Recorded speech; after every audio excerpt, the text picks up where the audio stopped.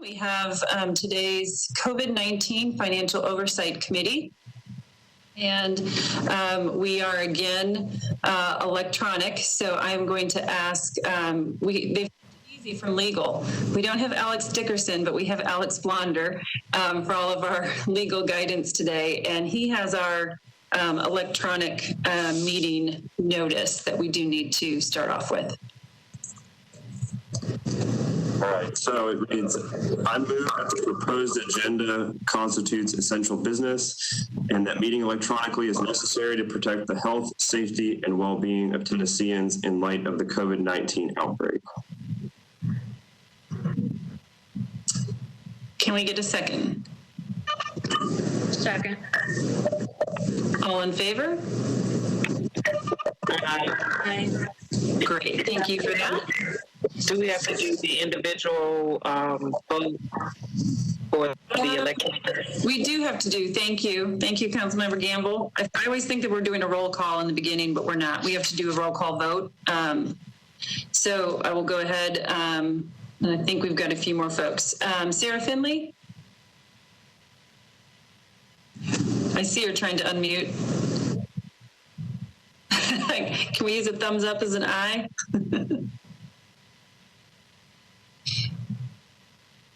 I'll come back to you, Sarah. Councilmember Gamble? Oh. Aye. Great. Sarah, you look like you're... I finally got it working, so You did. Great. Let's see. No Edward yet. Sean Henry? Aye. Great. Councilmember Johnston? Aye. No Rep Love. Not Rhonda McDaniel yet. Janata Becco? Aye. And Councilmember Sepulveda? Aye. Great, thank you. Motion passes to proceed.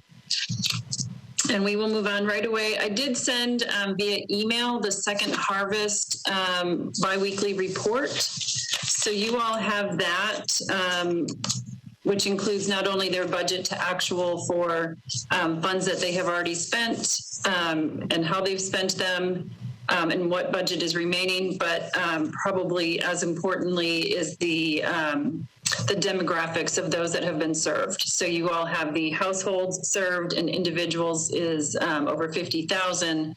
And then you have the gender, race, and age of the individuals served. And then the top zip codes were also provided.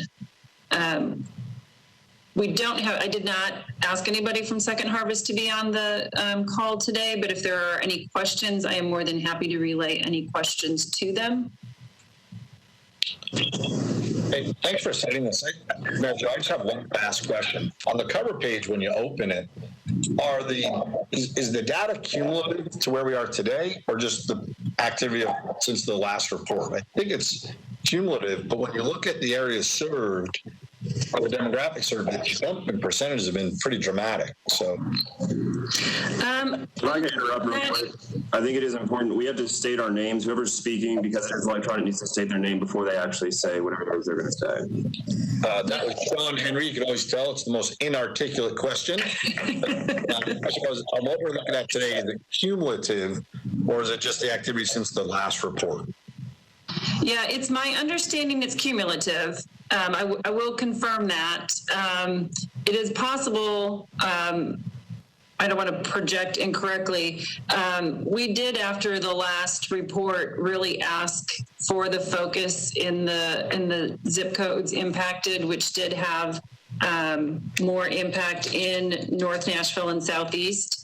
So it's possible we're seeing that jump with the direction of really those programs getting put in place. But I'll confirm that. Yeah, it's great to see, and I just read the tab. It is cumulative, so I apologize for wasting your time. But it is incredible to see how they jumped the numbers of the concern that a few of us had last time. So it's nice.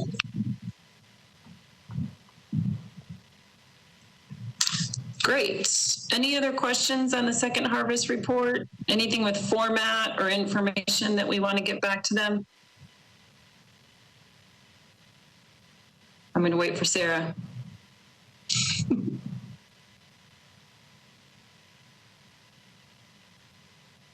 There you are. Yeah, okay. Yeah. I guess my one question is, it looks like that if I'm reading the opening page correctly, that a huge percentage of this has not been spent yet. And I guess my question to Second Harvest would be, are they on track to identify needs for this full amount and to get this money spent? Or what is sort of the timetable that they're on?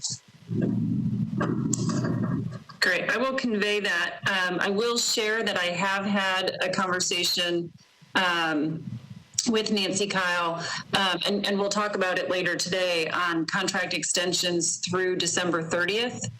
And the idea that, or through the 28th, particularly with Second Harvest, they wanted to be able to provide the food, the expenditures through the holidays, that they get even more requests and expect to have even more than normal during Thanksgiving and Christmas. So that would be one of the reasons for continuing the funding through the end of December. But I'll ask about just the normal run rate on the funds and work on that. Thank you, Mary Jo. I just want to make sure that they have a process in place that's going to identify the needs. And it seems like they're well underway, but I just wanted to make sure, given the relatively modest amount that's actually been expended so far. Great, got those notes. Okay, let's run, into the departments. We had asked Metro Arts Commission and Farmers Market to come back, and we had talked about a reallocation of the MNPS funds. I'm going to actually have MNPS start. Caroline Vincent, the Metro Arts Commission meeting is actually at the same time. So she's going to join us a little bit later, and I'm going to make sure that we can hear Tasha. She's on the phone, and I'll work with ITS to make sure we can get access. So I know we've got folks from MNPS. I think, Hank, you'll probably kick us off. So we have Hank Clay from MNPS, and you all have their revised recommended allocation for us. So Hank, if you wanted to just, I think it's pretty clear, just kind of walk through that quickly, and then any questions we have will allow our committee. Great, thank you, Ms. Wiggins. My name is Hank Clay, and I get to serve the students and teachers in Nashville as Chief of Staff. I have with me Chris Henson, our Chief Operating Officer, Dr. Carrie Randolph, who oversees our strategic federal, state, and philanthropic investments. Ken Stark, who is our Executive Officer over operations, and our colleague from Metro Legal, Melissa Burge, in case there's more specific questions. But today we're coming to you with the best possible situation, in that what people always ask MNPS and Metro government to do is to work really closely together. And I'm very thankful to Mayor Cooper, to Metro Council, to you all for encouraging that close collaboration and making sure we're leveraging every penny to serve our city. You all very generously gave our students the ability to access $24 million of the Metro CARES Act for student devices, laptops, and then also hotspots. Subsequent to that, the state of Tennessee, using their allocation of Federal CARES Act, released a competitive grant application, which we competed for and won, for both hotspots and devices.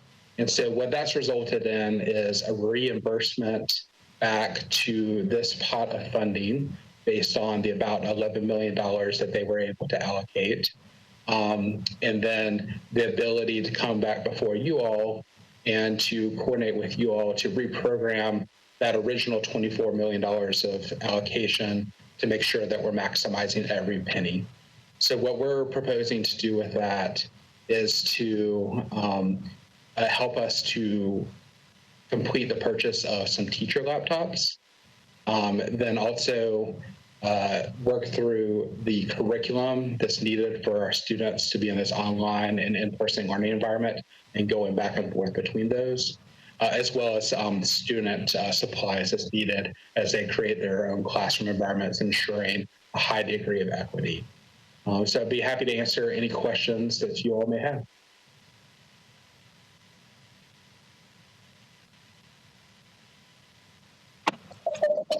This is Council Lady Johnston.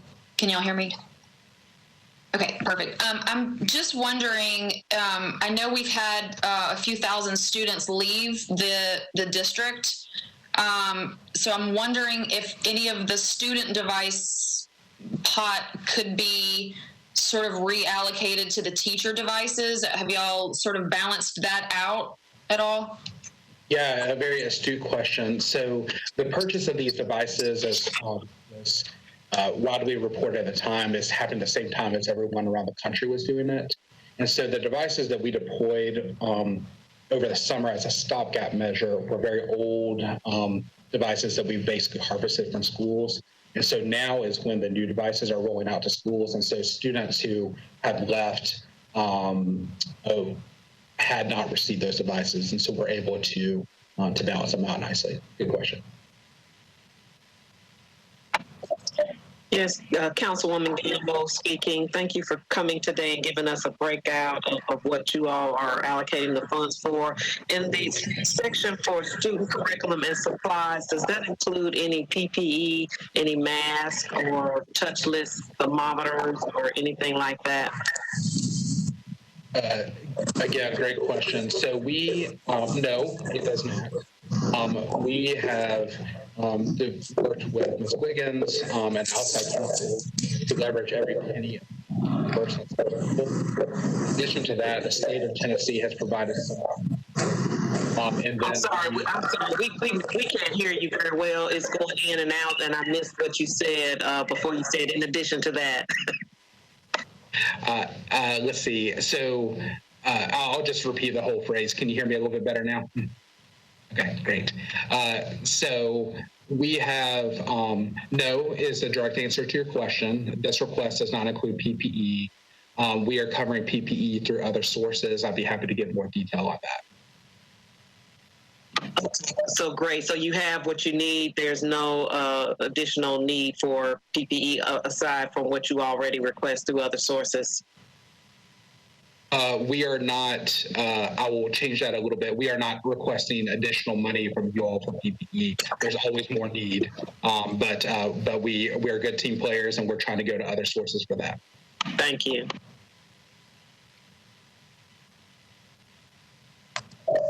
And Councilmember Sepulveda, you've got your hand up. Yes, thank you. It's Councilwoman Sepulveda. So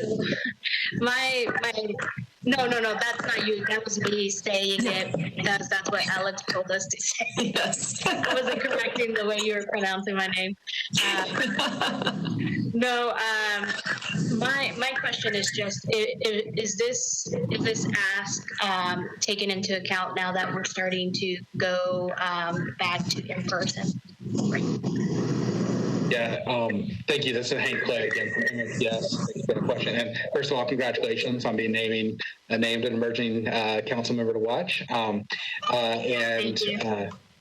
And so, yes, it does take that into account. So Dr. Battle was really wise in anticipating that.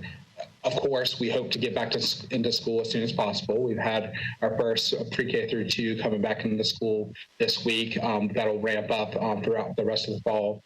But that we could see waves where we have to go back out of school. And so we're using a common curriculum that is the case whether we're in person or learning online, as well as we have a significant number of students and families who have chosen to remain online during this time. And so this request remains valid regardless of what stands. Great, thank you.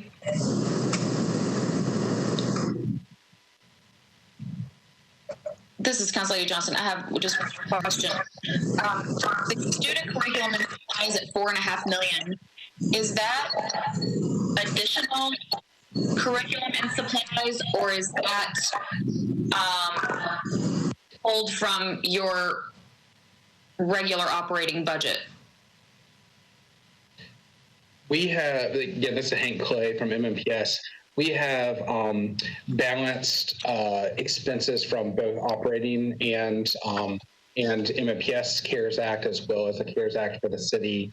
This is specifically referring to the additional online curriculum that we had to purchase as a result of the pandemic.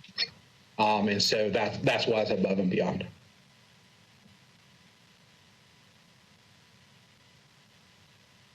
Thanks.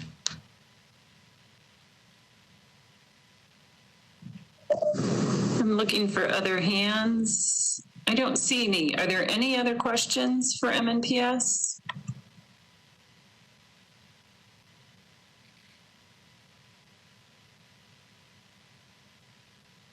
All right. I'm not seeing any other hands or hearing any other questions. Where this will move forward then is back in June, the appropriation was made for $24 million, but it was for hotspots and laptops. And so we will be needing to go back to council with a recommendation that this new allocation to include teacher devices, student curriculum, and supplies be added to that appropriation.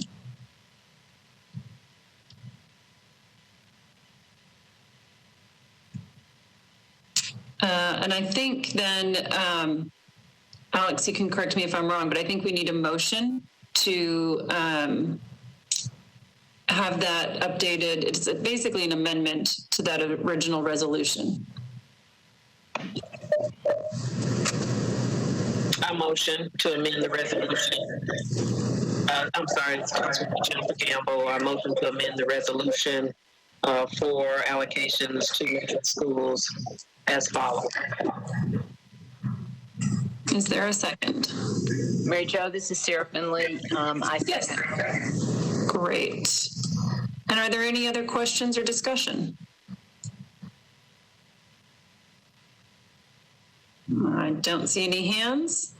So we will do a roll call vote for all committee members in favor of the motion to adjust the allocation of the $24 million to include teacher devices, student curriculum, and supplies.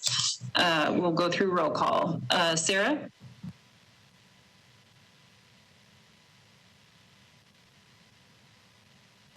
Aye. Great. Councilmember Gamble? Aye. Edward Henley? Aye. Sean Henry? Aye. Councilmember Johnston? Let's see. I don't think we have Representative Love. Are you with us yet? I don't think so. Okay. Vonda McDaniel? Aye.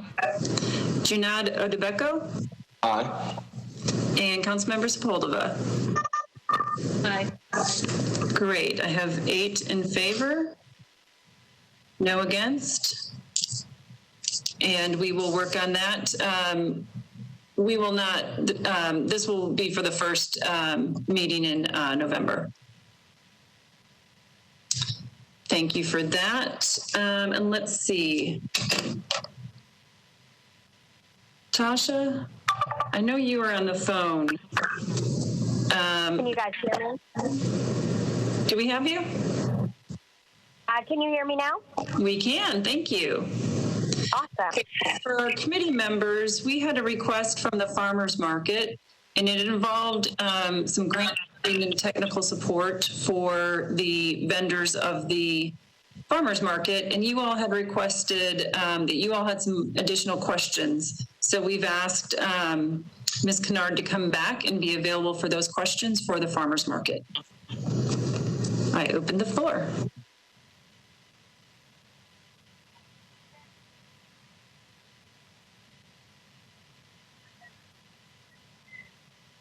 This is Sarah Finley.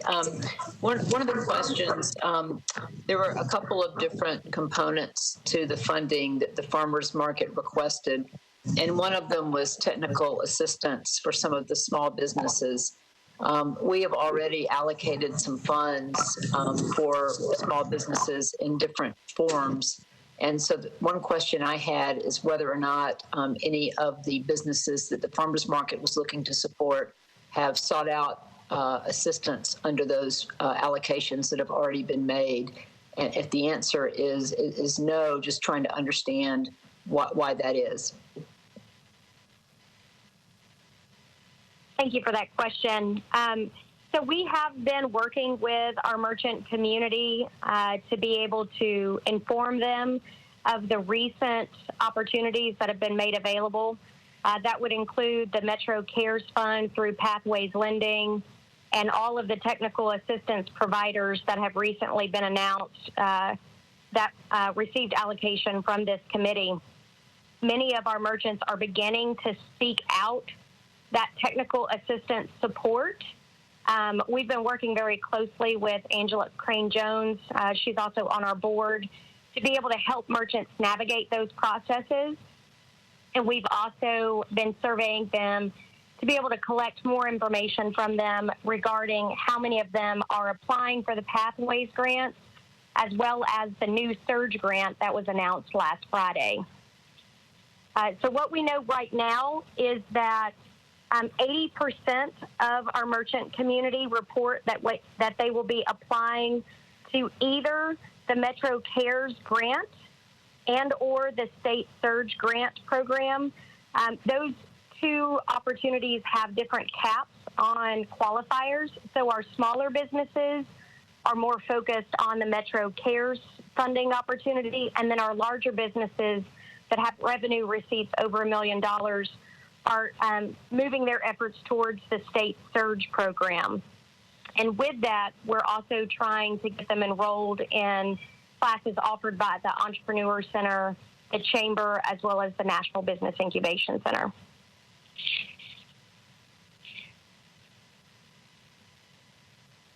Thank you. That's helpful.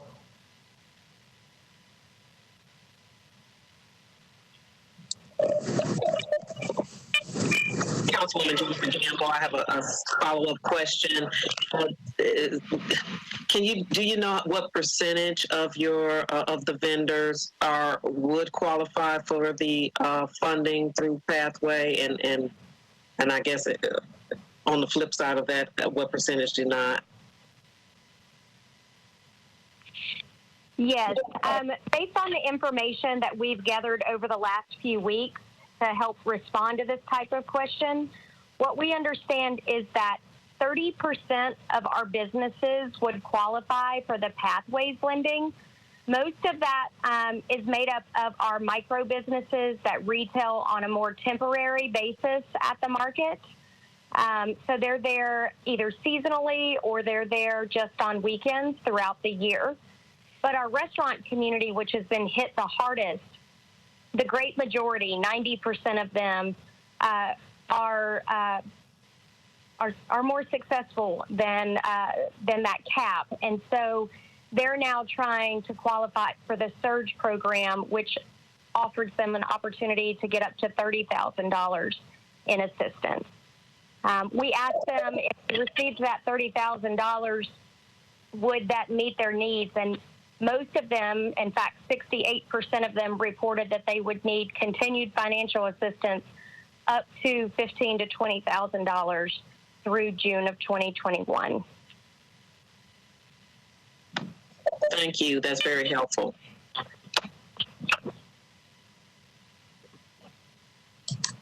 This is Sarah Finley again. I have one additional question. In the request for small business grants and training, how do you see the allocation between the most critical need in terms of training support? Because obviously we also have allocated money to a number of different community partners to provide training support. But is most of the request for grants, or is there an allocation you would be thinking of between grants and training services?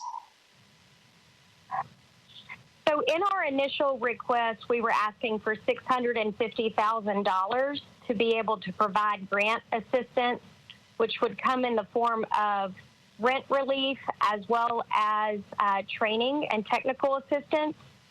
Within that training and technical assistance, we would be providing a financial analysis of each one of the businesses that received that grant.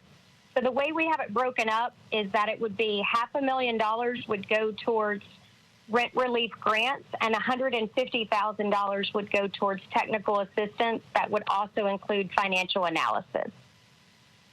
That technical assistance would cover HR, legal, marketing, contingency planning, and business development as well.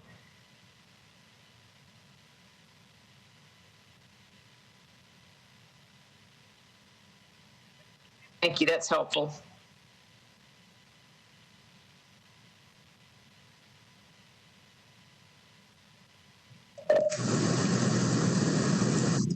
Are there any other questions for Farmers Market for Ms. Conrad? This is Councilwoman Sepulveda. I just have a question. Those new grants that are now available for them to apply to, do we know what the timeline looks like for the state to let them know if they qualified or not? Do we have any idea? I would have to look at the exact information guide that was sent out, but they are also using the CRF funds. So I don't know when. I think you're asking specifically about notifications, and I believe it said the applications were actually open all the way through December 30th, and it was first come, first serve. So I believe they're using the same December 30th end date for $50 million across the state. The reason I ask is just to know if the businesses are going to receive relief at the same pace that the state has been at the moment. Sure.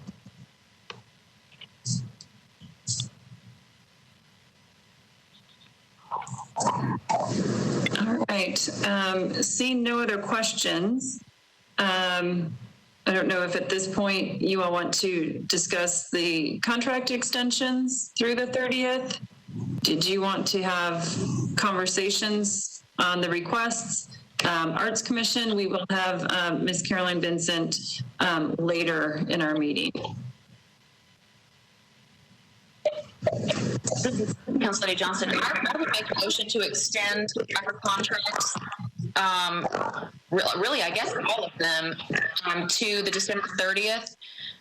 But in that contract extension, I wanted to set up kind of what we had talked about last time, which was our sort of contingency to extend that money, you know, like whatever account. I don't know if we need to do that by resolution or not, to set up the account to have that money after December 30th available to us. Mary Jo, you're muted. Thank you. Sorry. Yes, I will point out a couple things in the draft that was sent. And I apologize, I have to pull it up too. I'm using a couple different. So in the draft resolution, again, as a motion has been made, I guess for discussion purposes, I need a second before we open the discussion. Is that correct? Second. I second. Okay. I heard both Edward Henley and Councilmember Gamble. So we have a second. So for discussion, you have a draft, and what we're looking at is extending the expenditure date to December 28th. It would require that any funds not used by the recipients that are already under contract, that those funds be returned to Metro prior to December 30th. Then included in this, but again, what we can further discuss is that those funds would be returned to Metro, and that then there's the whereas the committee anticipates designating any returned funds to be used to offset CARES reimbursable costs incurred by Metro government. So that is where, Councilmember Johnston, I think that is different than what you may be suggesting. So for clarification, we can work with this draft and we can, you know, move a motion forward that then meets the committee's desires. And this is only referring to anything returned by those contracts that we have in place. So again, the $10 million from United Way, the $2.5 million to Second Harvest, the $2 million for live music venue grants, $2 million in small business grants, and the additional $1.5 million in technical support services. So those are the contracts that we're talking about, that if there are any unused funds as of December 28th, if they are, when that is money is returned to Metro, right now this resolution says those funds will be used to offset any other reimbursable expenses that were incurred by Metro. Mary Jo, I've got a question. Absolutely. This is Sarah Finley. When I looked at this resolution, I'm a little confused about the deadlines. The opening of it talks about December 28th and then December 30th for the return to Metro, which you mentioned. But down in the text of it, it talks about December 15th being a deadline. And that may just be a typo. But I know that when we first put the November 15th deadline in place, there was some sense that we needed to have a date early enough that if we needed to go back to council for some reason, there would be time given the holidays, et cetera. And it sounds like what we're trying to accomplish here is we're saying we feel like we put in programs that we are comfortable are working sufficiently, that we would like for them to have the maximum amount of time allowed to finish what they've already started. And we also want to go ahead and approve any unspent monies going back to Metro for reimbursed costs.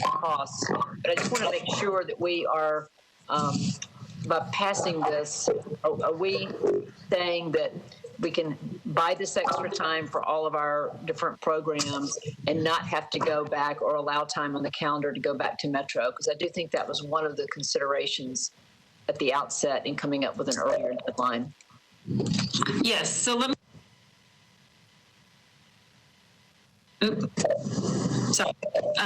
me address the December 15th date in this resolution is kind of a second point that we can discuss, which is the extension of this committee. So this committee's, the way it was established, your final recommendation was to be no later than November 15th. But given that there may be an interest in continuing with some additional funding, we wanted to extend that to this committee, if you're all willing, that the final recommendation would be on the December 15th council meeting. So really, your recommendation would have to take place prior to the 15th, but we used the December 15th date for the council meeting. So if it's okay with you, we'll come back to addressing the committee date. But I want to get back to specifically your question about the unused funds under these contracts. So with this community funding that's in place, you're right. We originally said November 15th. That aligned with the date that was on the state grant funding. And the idea was if there were unspent funds, we wanted to make sure we could redirect those with enough time. What's happened since summer is the guidance has changed from the U.S. Treasury. And one of the things that we know is an eligible expenditure for these funds are public health and safety salaries. And so Metro has not included the regular pay for our health and safety and public health department salaries that would be eligible. So we do have hazard pay and overtime pay and some of the eligible admin time that was incurred early on during the shutdown and continuing overtime and hazard pay. But we have not included in the city's estimate any of the regular pay, and that is eligible. So if there are unspent funds and we allow these agencies to spend right up until December 28th, it requires a quick turnaround on their part that if they have any unspent funds, they return those to Metro, by December 30th, and Metro has actually already incurred the expenditure. So we don't need the time to determine what should we then use these funds for. We would already have incurred those expenditures. So when we do our final report to the Office of the Inspector General, we would include Metro's regular pay salary for those that are eligible. It's not a blanket eligibility, but for our public safety individuals and our public health department who have been directly involved in the COVID response, their salaries are eligible. We would include those in our reporting, in our accumulation. So it gives the nonprofits the maximum amount of time to spend the funds, and it doesn't require a reallocation, external allocation of those funds late in the game. We know that those funds are already spent, and we will not have to send anything back to the federal government. I think that was the most important thing, is that we wanted to ensure that we did not return any funds to the federal government because they weren't spent. Knowing that we have already incurred public health and safety and public health and safety salaries that qualify means that we do not have anything that we would have to return. We can account for every dollar as an eligible expense under the guidelines from the Treasury.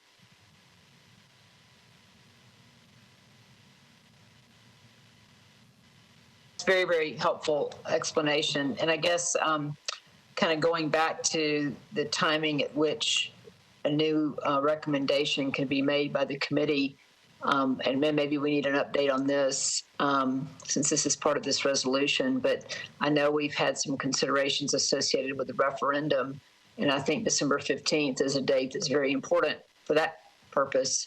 And so how we can react to developments on that front with the monies that we have available that we've talked about holding in reserve pending some outcome there. I'm just trying to figure out if we're creating a situation that can work given the end of the year and given the calendar we're dealing with. Yeah, that's a great question, with that certainly being an impending date from a referendum perspective, that December 15th. I think what we would know is whether there is going to be a referendum on that date. We would certainly know that in advance. And I think that may cause us to have further conversation and actually have to decide about a contingency or if then based on December 15th. But what this does is at least extends this committee's recommendations past November 15th. There are other things that could happen. I mean, we could get an extension of the CARES Act date, by December 15th, and then we might be extending it again. There's a lot that could happen, but I think this was a way of including this in this resolution to get us past November 15th. Yeah, fair enough. That's helpful. Thank you.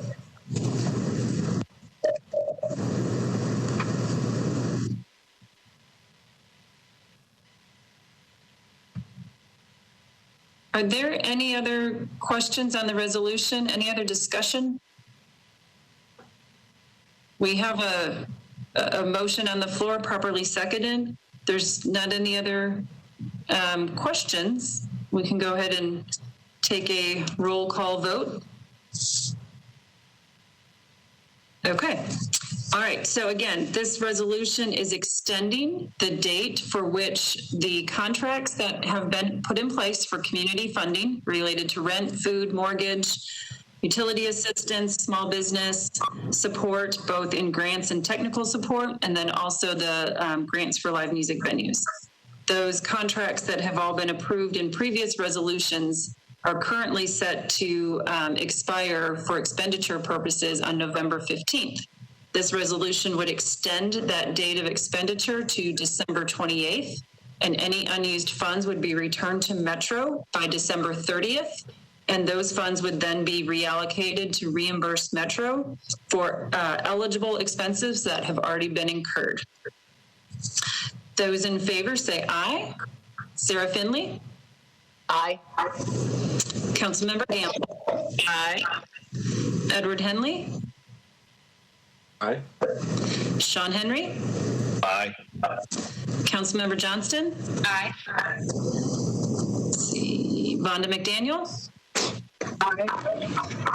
Junad Adebeko? I think I have to abstain. Okay. And Councilmember Sepulveda. Aye. Thank you. So I have 7 in favor, none against, and 1 abstention. Is that correct? No changes. Thank you all for that. And we have actually moved along and may not, I don't think we probably have Caroline Vincent yet. I know you all probably have some questions for her. Is there any, deliberation or conversation?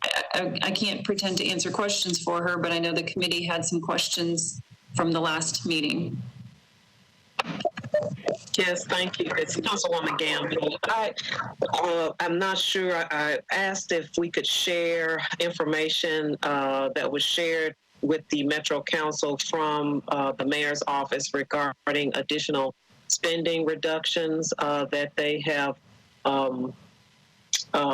put forth regarding the Metro budget, and Metro Arts took a big hit as far as any grants that they were to receive. They have about 60 arts organizations that were to receive grants through Metro. And I don't see the amount of those grants on this letter, but they, those spending has been put on hold, or actually it says that because of the financial uncertainty, they won't be receiving these grants pretty much. And so in light of that, that gives us even more concern and reason to support the arts with some of this CARES money, just to keep them alive. And I'm sure when Caroline comes on, she can tell us the impact that this latest development of them not receiving this grants will put on them, in addition to what they were already going through with loss of revenue and income as a result of the pandemic and the shutdowns. So I'm not sure if we can share that with the committee by email so that you all can see the information that came out of the mayor's office regarding additional spending reductions that will basically hit arts the most. In fact, the only other groups, the library, there were a couple of library programs that won't receive the grants, and then a couple of admin programs. But for the most part, it's the arts. So I'm hopeful that we'll be able to come to some kind of agreement that we will support the arts with some of the CARES funding. But I just want to put that out there before we get to hear from Mary Jo and find out more about the impact and any other questions we may have. Yes. So, I'm sorry, not Mary Jo. Sorry, Caroline. Sure. For the rest of our committee members that are not council members, there was communication earlier this week that we have identified contracts within Metro that are being suspended.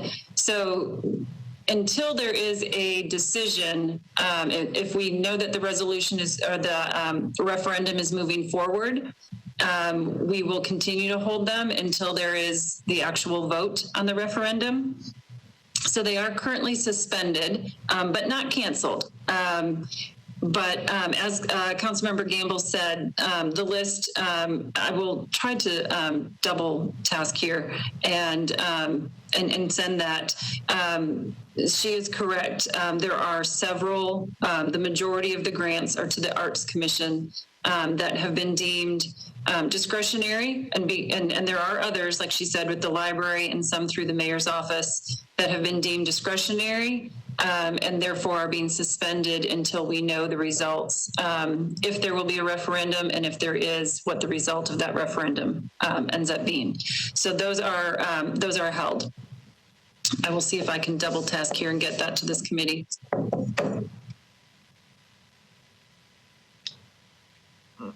I know you're sending it around, but is it specific in terms of amounts, or is it just more general than that?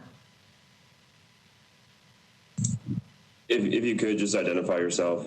This is Sarah Finley asking the question. Yes, this has the amounts on it. Okay, thank you.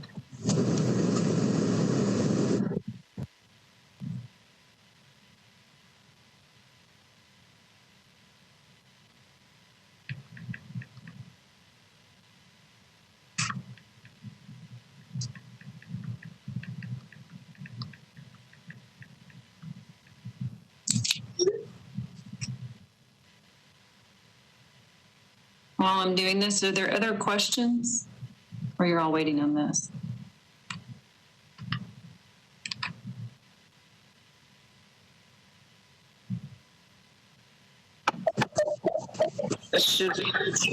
I'm sorry, it's Jennifer Gamble again, Councilwoman Gamble. Should we also deliberate at this time about the farmers market while we're waiting for Arts? I would like to put a motion, again, Jennifer Gamble, I would like to put a motion forward that we allocate the $700,000 for business grants for, I'm sorry, I'm looking for my piece of paper. $700,000 for grants and technical assistance for small, for the restaurants, particularly the restaurants at farmers market that don't qualify for our small business.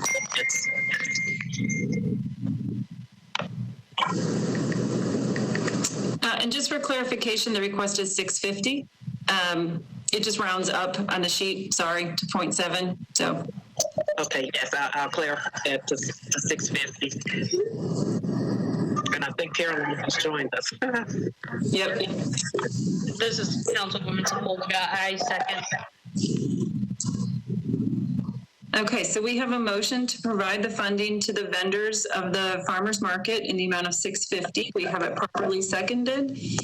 What are any other discussion?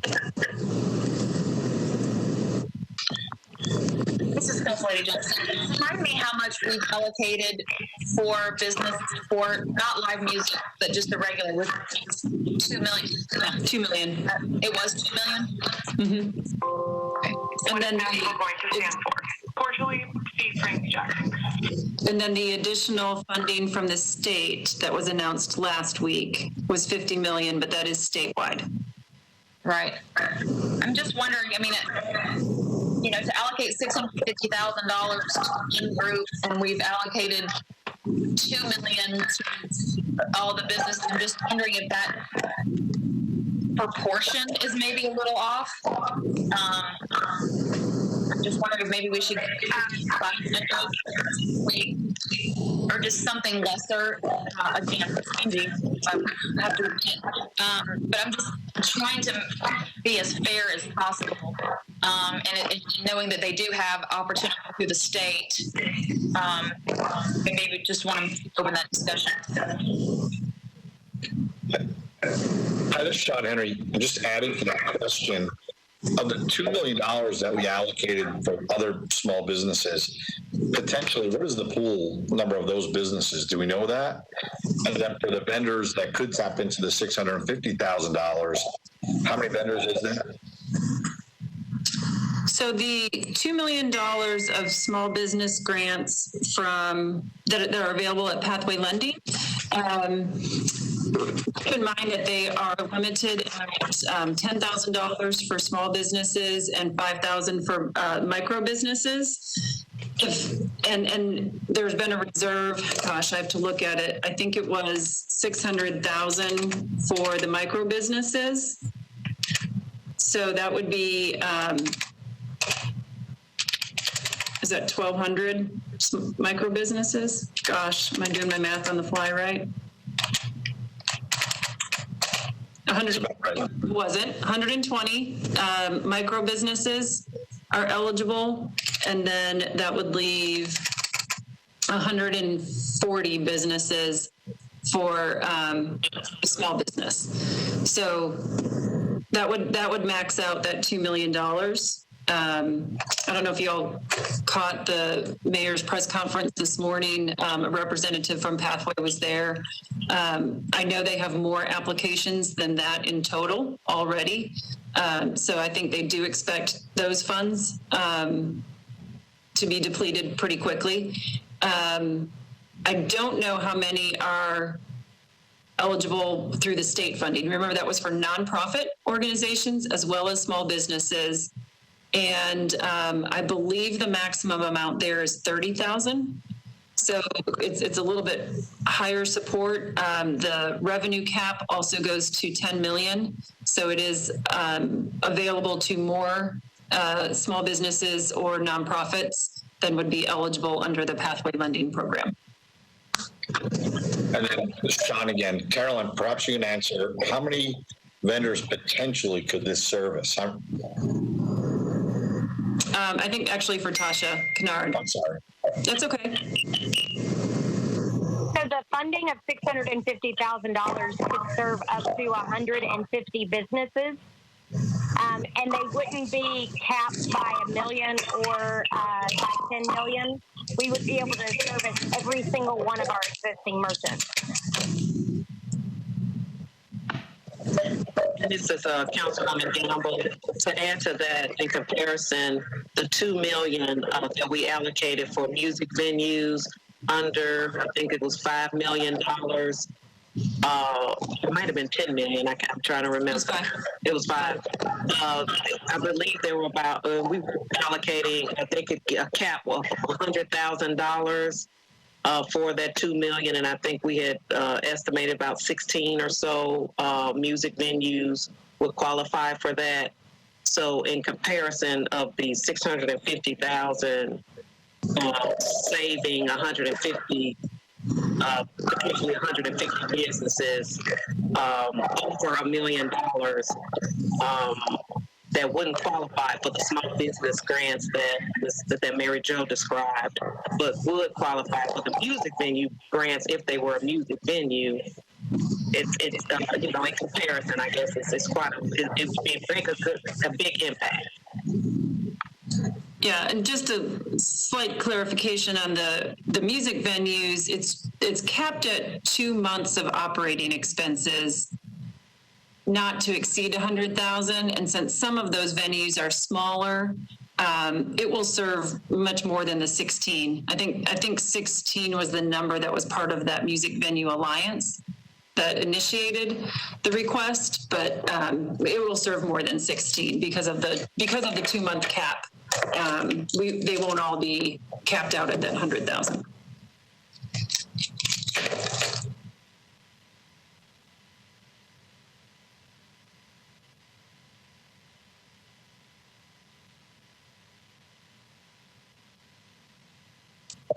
Okay, so do we have any other questions or discussion? Sean? Yep, I just have one more question. Sean Henry speaking. A few weeks ago, I forget the exact meeting, but Council Lady Johnston discussed us not distributing any more dollars until we knew a little bit more about the referendum. And I don't want to paraphrase poorly, so I apologize if I am. And we were going to take that up, and we didn't. If we took down this $650,000 out of the remaining dollars, should we also take up discussion about other disbursements that were before us that we haven't really deliberated on? Unless, of course, you did so in my absence last week. I apologize if you did. I'm a bad board member. No, it's a great question. And the committee did discuss last week that the $27.3 million that is unallocated and has been requested to be in reserve, the committee did discuss making some additional allocations, that while it is important to have some reserve, we don't have an exact number, and so that's why you're hearing some recommendations. That conversation did happen last week. The request is still there for a reserve. I think, I sent you the updated framework. I tried to add clarity to why we would keep some in reserve, and those numbers are there, or those reasons are there for you to see. And on those reserves that were discussed, Sean Henry speaking, a number was not set, though, as what we'd want to work backwards towards, correct? Unless I misread. No, there was a discussion, kind of more of a informal. We did not want to set a resolution to bind the committee to a particular number. This is Council Lady Johnston. Can you remind me what that number was that we had just sort of put out there as far as what our goal for a reserve was? Yeah, I think the suggestion was that $20 million mark. That's what I thought. Thank you. This Councilwoman Sepulveda, I guess on the discussion, I just want to say that if the committee does decide to give this money to the farmers market, that doesn't mean that we can't allocate more money to small businesses going forward. I think that was always our intention. So I just want to remind everyone of that conversation we had. And this is Sean Henry again. Just one more question on this exact application or request. Of the $650,000, how much is for rent relief and how much is for training? Is it possible to break those down, or is it kind of in and out of each other? This is Tasha. $500,000 is for rent relief, and $150,000 would be for the financial analysis and the technical assistance.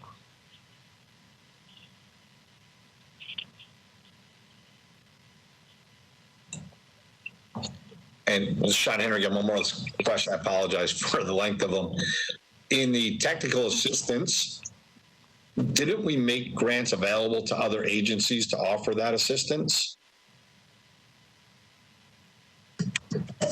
Yes. So there's $1.5 million that was provided to Nashville Entrepreneur Center, Nashville Business Incubation Center, Nashville Area Chamber of Commerce, and Conexión Americas for technical support and assistance. Thank you. Can I ask a question? This is Council Lady Johnston. With that technical assistance, to the Entrepreneur Center and incubation and all that, was there any cap on who would qualify for that assistance? Was it the same as the grant? So if your business had a revenue of 1.5 million, would they wouldn't qualify for that?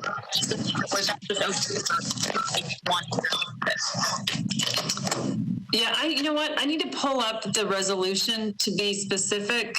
I know it's the $1 million cap was very specific for the grants. I need to put my eyes on that to see. Applied. It's Councilwoman Gamble speaking. If I recall correctly, it was only for the monetary grants was the $1 million cap. It was not for the technical assistance. So that would be open to any business as long as they had been in business for, well, I don't even think it had been in business for a year as one of the qualifications. It was in business for a year, and the $35,000 well, that may have been under the grants as well. I don't recall any specifications for the technical assistance outside of just being a business. You know, having a tax return and being and a business license, being recognized as a business. But I guess Mary Jo, you can correct me if I'm wrong, or someone else. And Tasha, I've got one more follow-up question along these lines, which is assuming our recollection is accurate, we do have a lot of different organizations providing technical support to small businesses. And is there a reason why this particular technical support needs to be provided through the farmers market rather than making sure everyone goes and seeks out that technical support elsewhere, so that the focus is more on the rent relief component rather than the technical support component? Can we just identify who asked the question? As it was Sarah Finley. And this is Tasha Kennard. Thank you for that question. In our original proposal, we actually made that proposal prior to the allocation going to those 4 different entities to provide the technical assistance. And the reason why we are continuing to seek a specific allocation for the farmers market technical assistance is that our intent is to mandate that technical assistance with the application of receiving the grants from this committee. So if one of our businesses receives a grant for, let's say, $1,500 for their businesses for rent relief, they'll be required to receive technical assistance and financial analysis. And we want to provide that type of service to help them get through the next phase of recovery and better position their business should we be in this for a longer period than any of us are hoping for. So it's tying the training and assistance to receiving the funds. If the committee's purview is to recommend that we utilize existing funding resources that are already available and allocated to, we'd be more than happy to work with those entities as well. Our first priority is to provide rent relief to the businesses operating at the market, which many of them have been operating either at a higher level of the cap, or they're newer businesses that might not qualify with some of the other qualifying requirements.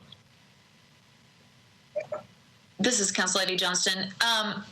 If we could get some confirmation from the incubation center and all the ones that we've already allocated for technical support, that all of the businesses at Farmers Market would qualify for that technical assistance, that would make me feel better about reducing that allocation to the $500,000 for the rent relief, specifically, if that's fair. I did pull up the resolution and the revenue cap, as well as like in business for 12 months. All of those requirements apply to the grants only. So that criteria doesn't preclude anybody. And I think, as Councilmember Gamble said, we specifically wanted even some of these new companies to receive that. So everybody would be eligible. So this is Council Lady Johnson again. Would it be a friendly amendment to, I think it was Council Lady that made the motion, but I can't remember, to change 650 to 500,000 for this allocation for Farmers Market?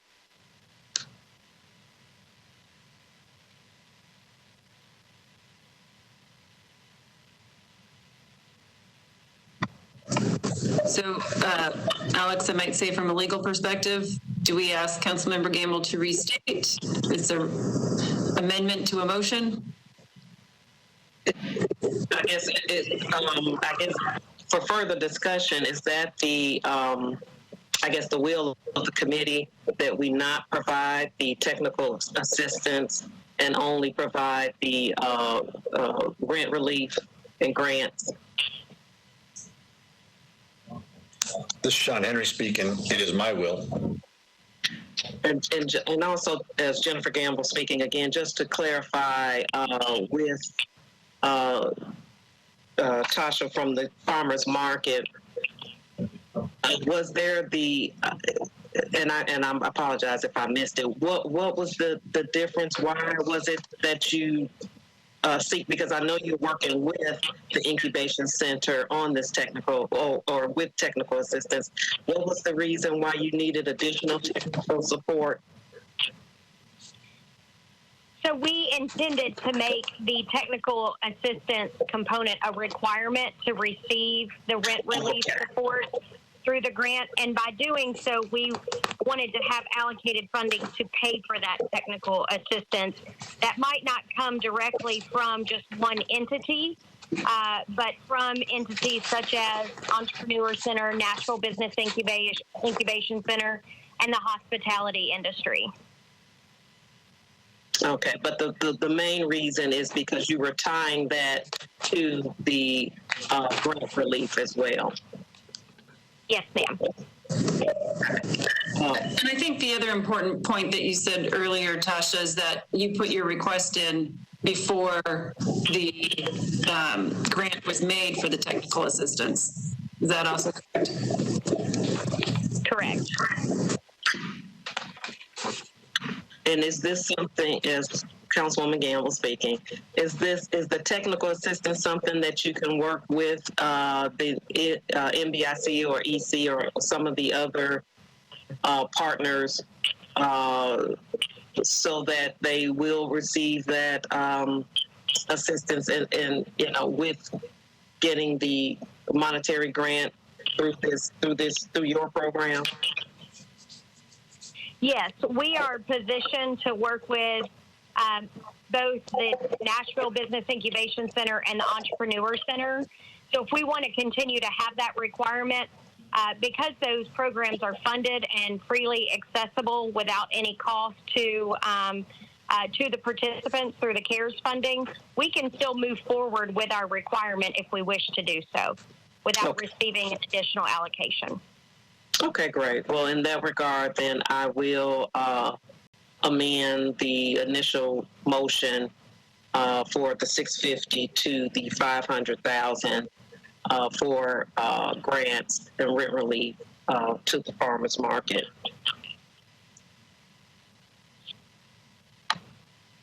This is Sarah Finley. I'll second that motion. This is Edward Henley. Just a matter of discussion. I guess these are more technical questions just to make sure that I heard correctly. The $500,000 amount, as I understand it, would be able to service all vendors, and I emphasize all vendors of the farmers market in terms of that calculation. This is Tasha Kennard. Yes, we would be breaking that $500,000 up into at least 150 grants that would range from $1,500 up to $10,000, depending upon the business type and their participation with us at the Nashville Farmers Market. So we do have micro businesses that are seasonal, as well as multi-year lease tenants that operate at the market daily. Okay, I just wanted to, of course I understand it being scaled and may not be uniform across all those. I just wanted to make sure that all parties were included. Thank you for that clarification, Tasha. Thank you. All right, so we have a motion for $500,000 of grant funds for farmers market vendors. We know that will serve at least 150 vendors in a range of 1,500 to 10,000. We have properly seconded. Is there any other question or discussion?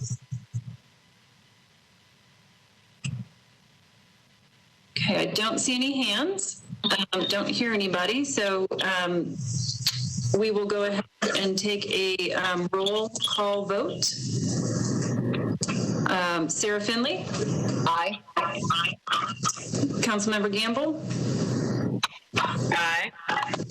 Edward Henley? Aye. Sean Henry? Aye. Councilmember Johnston? Aye. Vonda McDaniel? Aye. Junata DeBecco? Aye. And Councilmember Sepulveda? Aye. Excellent. Okay, so I have 8 in favor, 0 against. Now, one thing that I would, learning from experience, we will draft the resolution, but is there anything in particular, and maybe I needed to say this before we passed this may be more discussion. The funds will be distributed by the farmers market. You all aware of that, right? Yes. Any other criteria? We just know that it will be scaled based on size, seasonality. I heard Tasha say multi-year lease vendors, but they will use the discretion of the allocation of funds as we discussed. At least 150 vendors, scaled 1,500 to 10,000.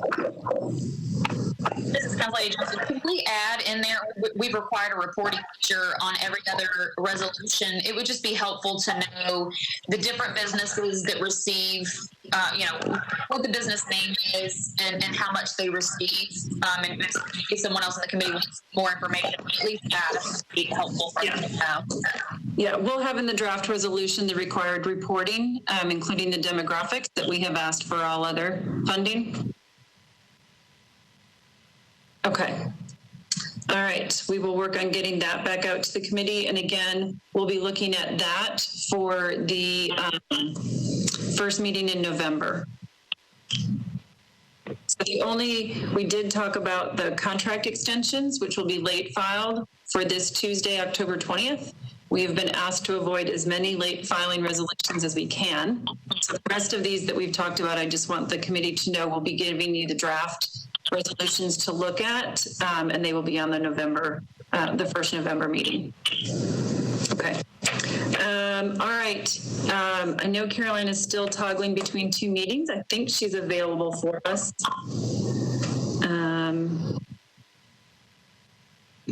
I know she's online. She may be listening to the other one. There she is. I'm here. Trying to do both. Yes, thank you. We appreciate that. I think this was the last item for discussion today. And again, just as a reminder, we had talked about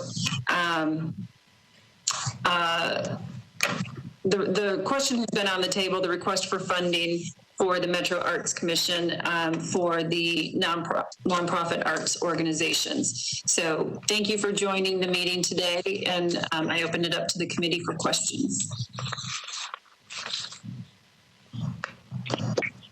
Caroline, it's Councilwoman Gamble speaking. Thank you for joining us today or coming back to address our committee regarding your request for funding. I shared a little bit before you came on the call that the Metro Council members received correspondence or information from the mayor's office earlier this week that the grants that the Metro Arts Commission was poised to receive have been suspended as of now. And I know that's a recent development, so that probably wasn't even a factor in your initial request, or you can confirm that or not. And also, can you tell us what has the impact been already? How many organizations will be served by your request?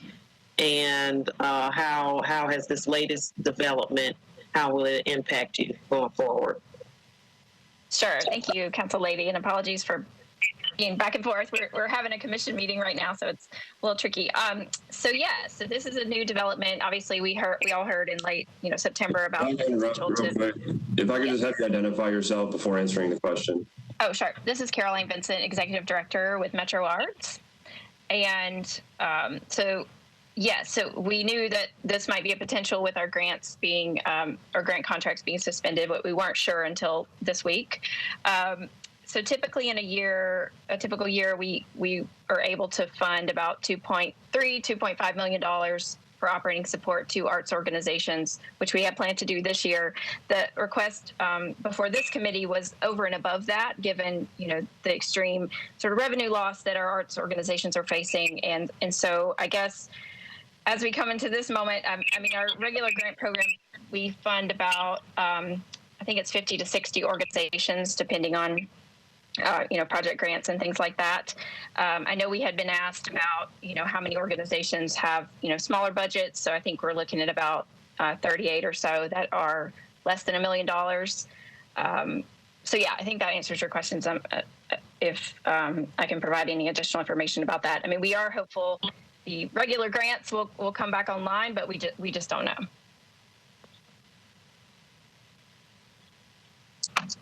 And I just wanted to let the committee know I did send the list, so you should have just received an email that will share that list of the contracts that have been suspended.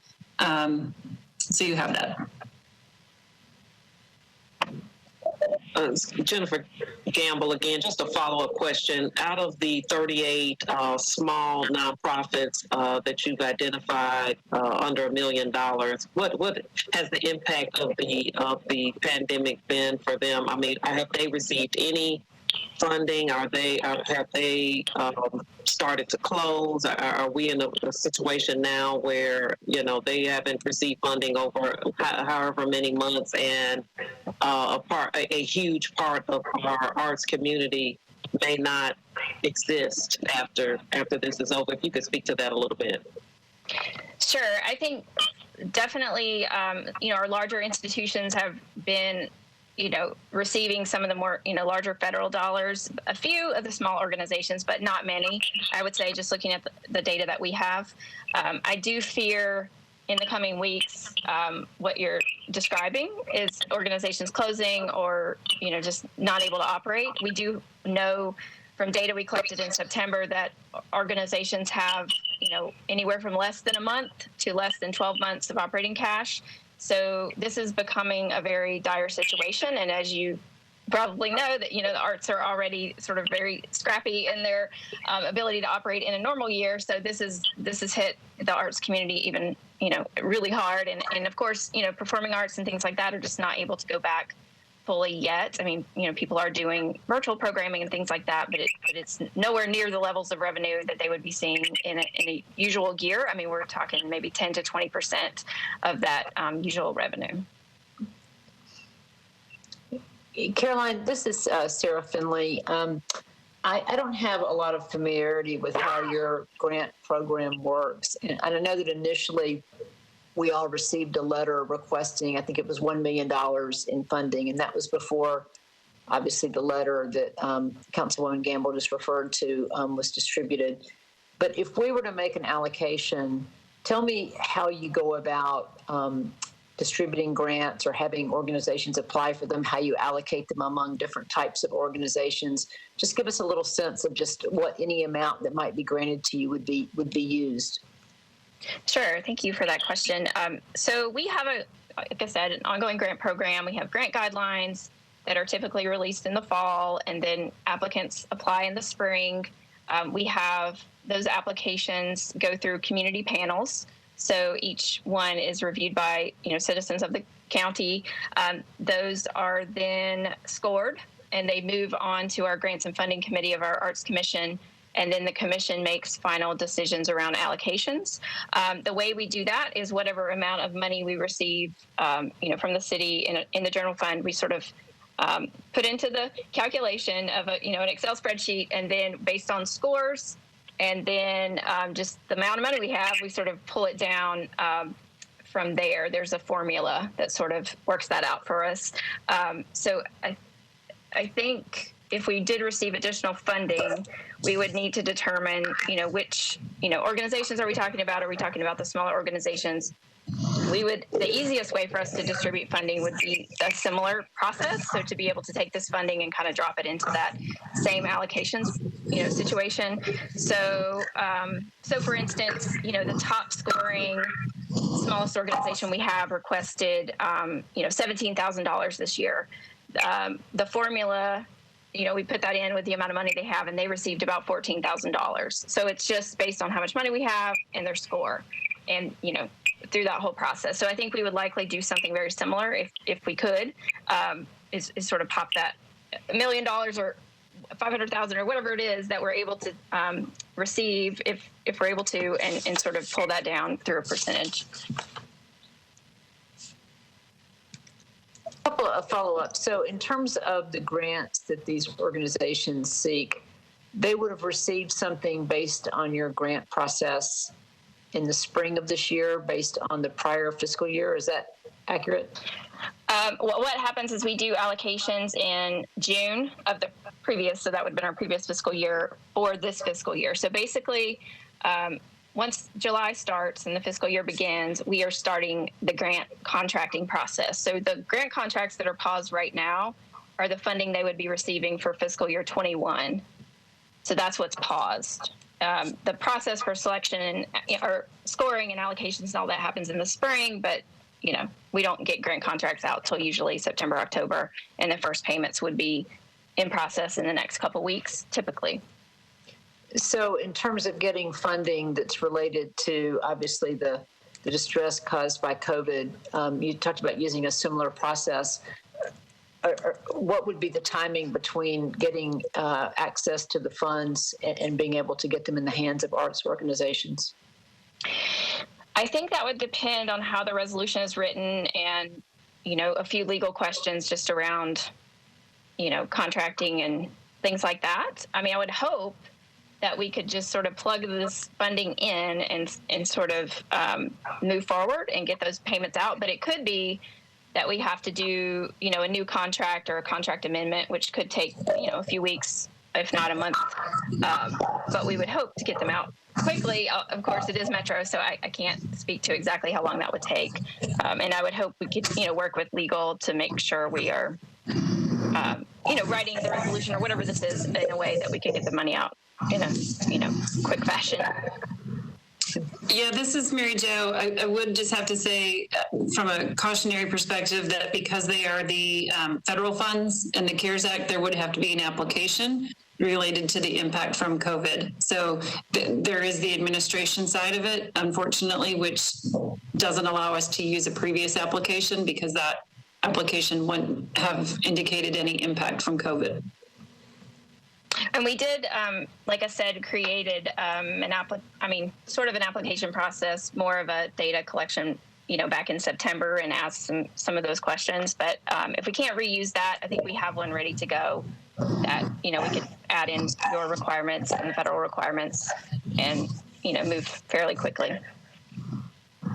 Yeah, if it was something that was what you just described, sounds like it was done during the pandemic to assess the impact of the pandemic, and that would be different than the original ones from back in spring. Mm-hmm. Yes. More question, Caroline. This is Sarah Finley again.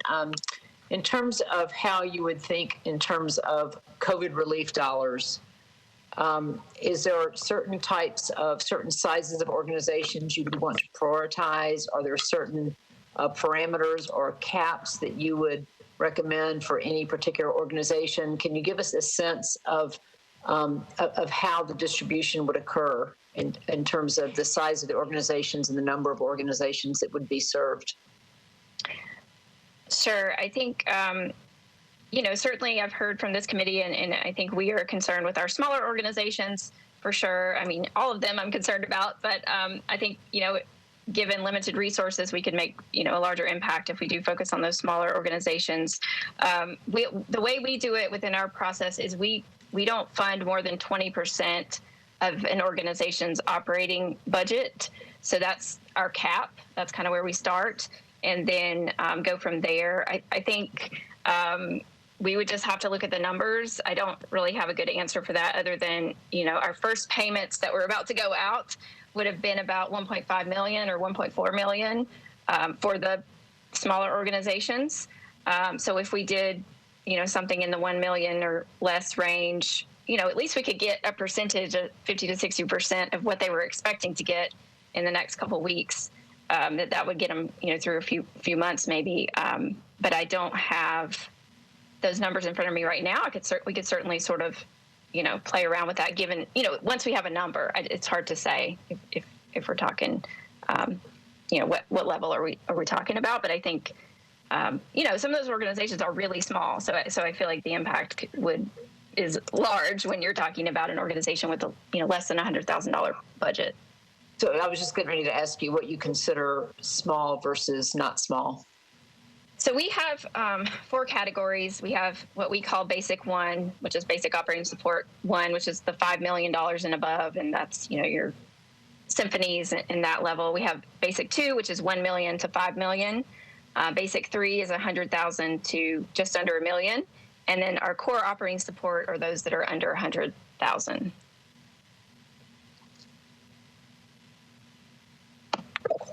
Councilwoman Gamble again. I have a question for Caroline regarding how would the organizations, where's the most need for the funding for the organization? Is it for rent?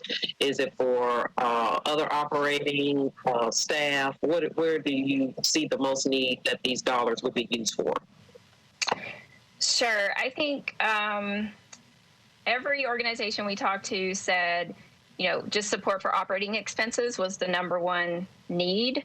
I think, just paying the rent, paying the mortgage, paying the bills to keep any, facilities moving. And then I think, they're just trying to survive. So I think operating expenses is the number one thing. I mean, they've talked about staff, of course, trying to avoid additional layoffs. So yeah, I feel like we're talking just straight operating support for most of these conversations. Thank you.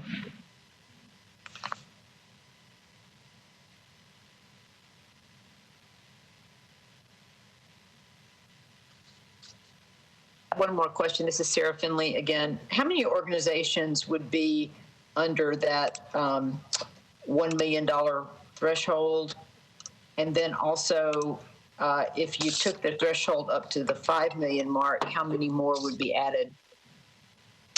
Up to, so in our basic, let's see, our basic 2 category, which is the 1 million to 5 million, there are 7 organizations.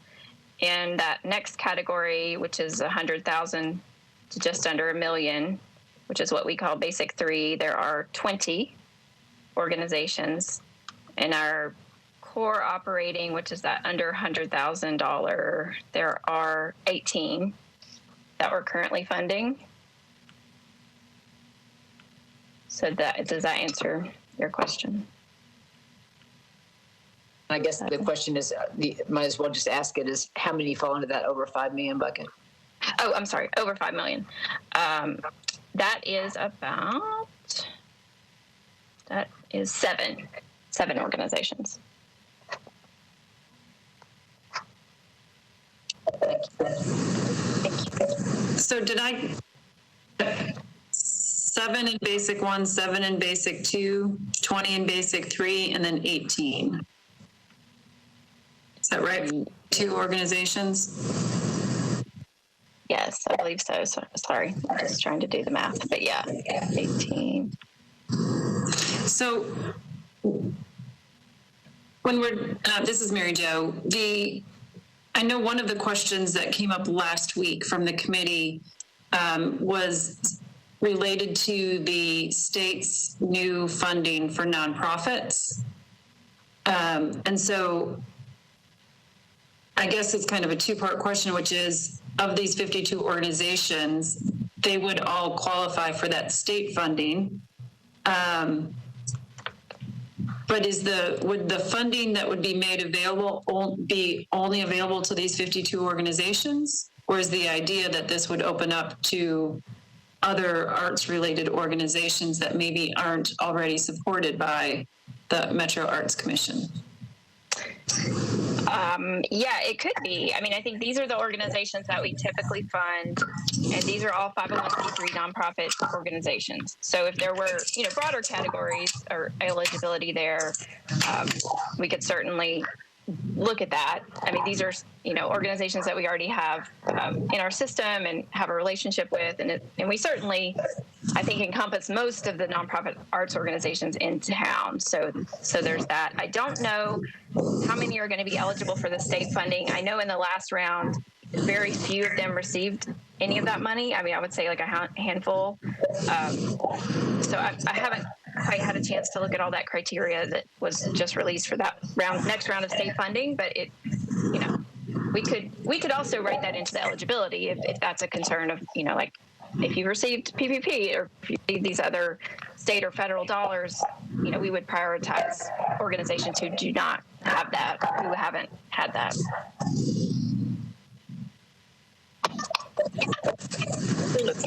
Councilwoman Gamble, again, a follow-up question to that. I think you alluded to it earlier that the larger organizations and I guess maybe the 5 million and above or the 1 to 5 million were more so received that funding, whereas the smaller ones, the 100K and under, did not. Was that what you said earlier, or if you would clarify on that or let us know what? I mean, that's my understanding, but I will say we have not been collecting all that data. I think that's, we did look and, created sort of a spreadsheet this week of like who we could tell had received it through public, information. And there may be, we just haven't asked that question because it wasn't part of our grant application or our survey, but we can find out. Well, that's our assumption is that it was mostly the larger organizations that are receiving, the federal and the state dollars.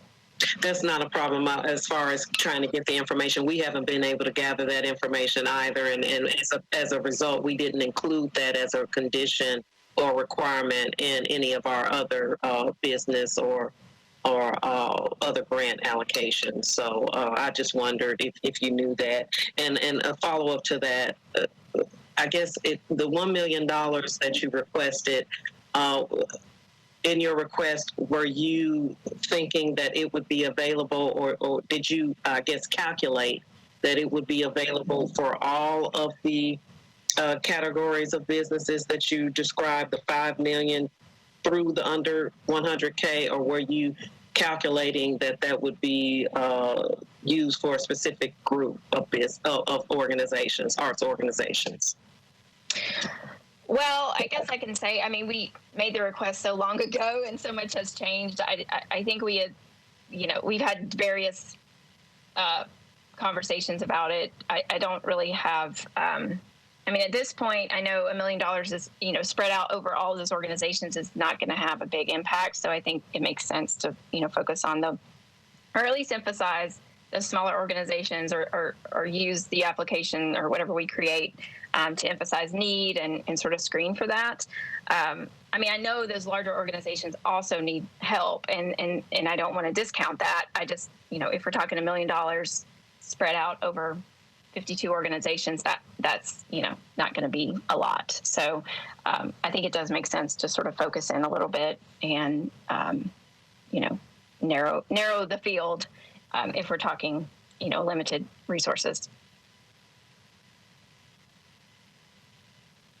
This is Councilwoman Sepulveda. Just going based off that last comment, you'll hear this from me every single time regarding the pace at which the state is allocating money.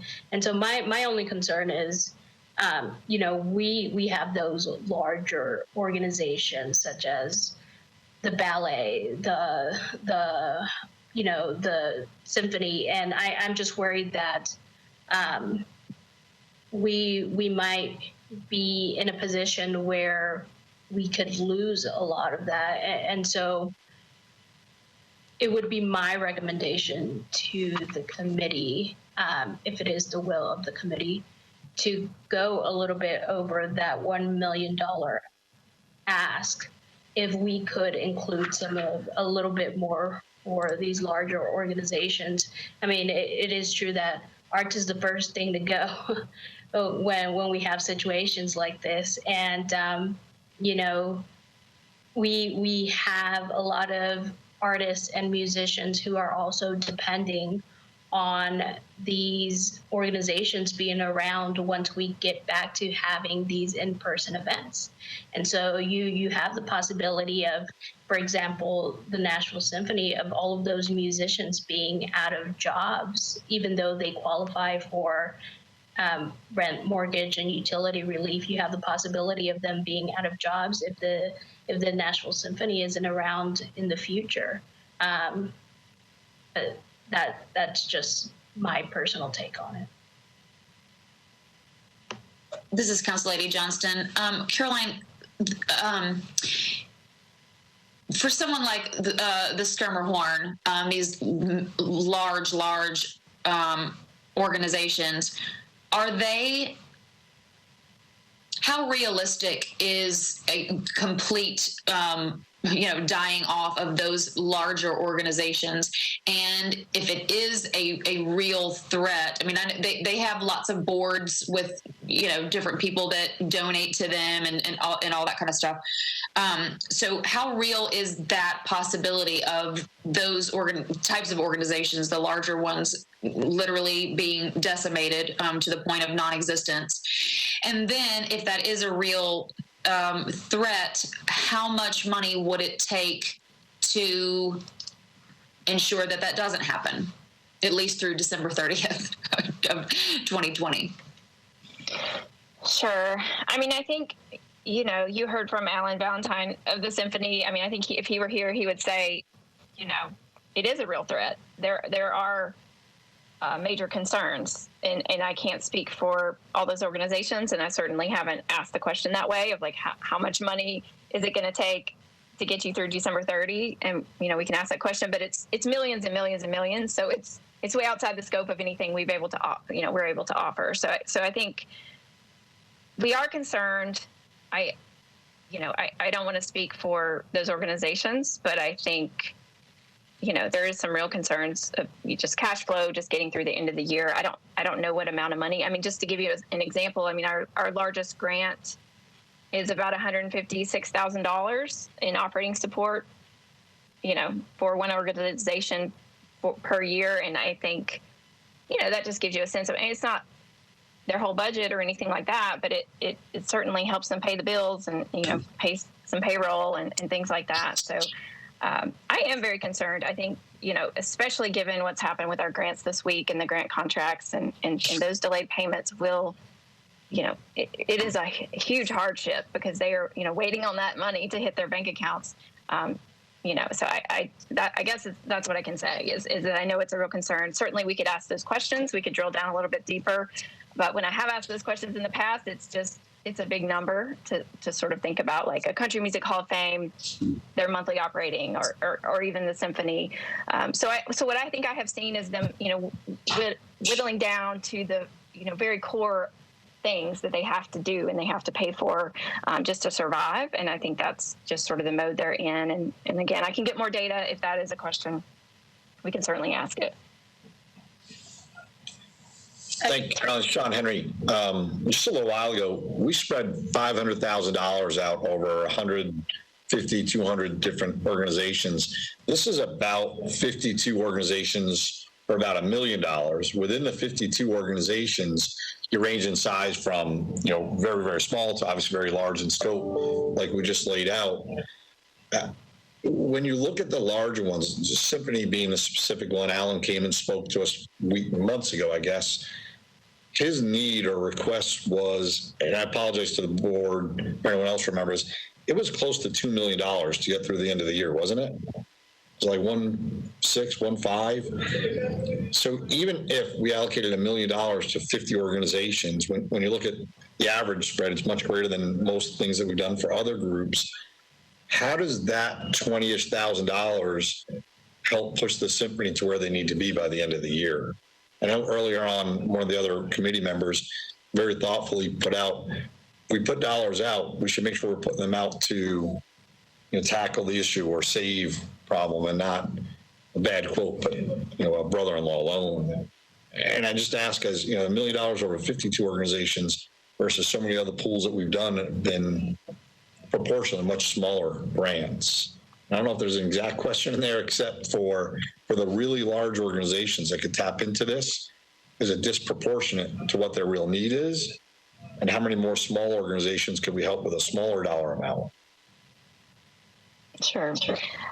I mean, I think when I've asked that question or talked to Alan Valentine, for instance, I think he says, like, sure, we need millions of dollars, but also $25,000 would help us. Like any amount is going to help them do something, like help them, get a little further along or pay for, their security or maintenance or something. So I don't want to say that it is not meaningful. It's certainly not we're not talking about, their whole monthly outgo. So I think, I don't know, to put this in perspective, just, as a city, the arts funding that we offer as a city to the nonprofits community is about 25% or less of what our peer cities are able to fund.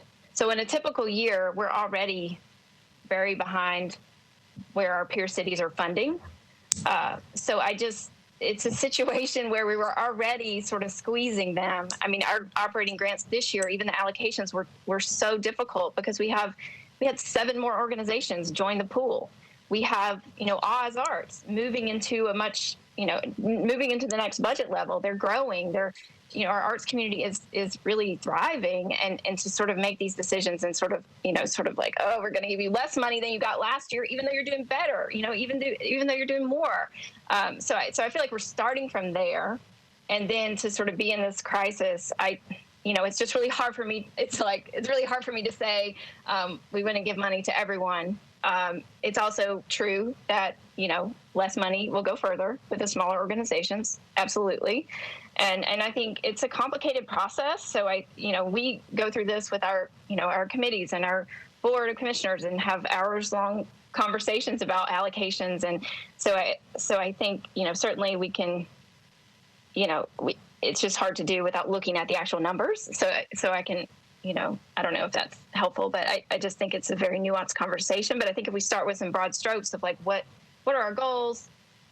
How do we, what's the minimum we want to give someone, or, something like that, and start to drill down, I think that would be helpful. Although, any amount at this point is going to help save someone.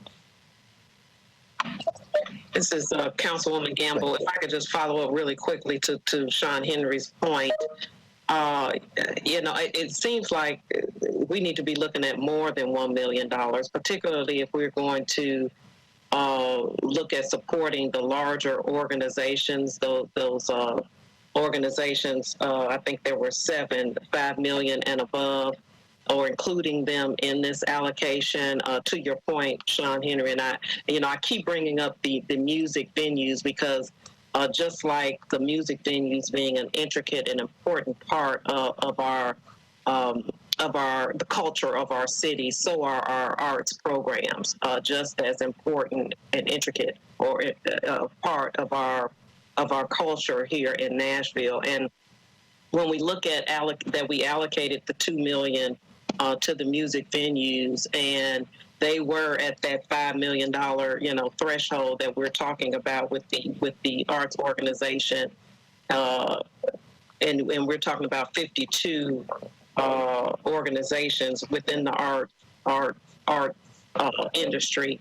I think $1 million is not enough, and so I think as we're looking at or considering allocation for the arts, we may look at increasing that amount to be comparable to where we were with the music venues, and to include in order to be able to not just support the smaller organizations, but also those larger organizations as well. This is Councilwoman Sepulveda. I would agree with Councilwoman Gamble. I do think that we need to look at a higher number. When we had the person from the Nashville Symphony come and talk to us, he told us that they were having a bit of trouble fundraising. Every nonprofit has their donor base, but nonprofits have really struggled, and the arts are struggling. And so I would concur with Councilwoman Gamble, and so I make a motion to allocate $2 million to Metro Arts. I second. Jennifer Gamble, second.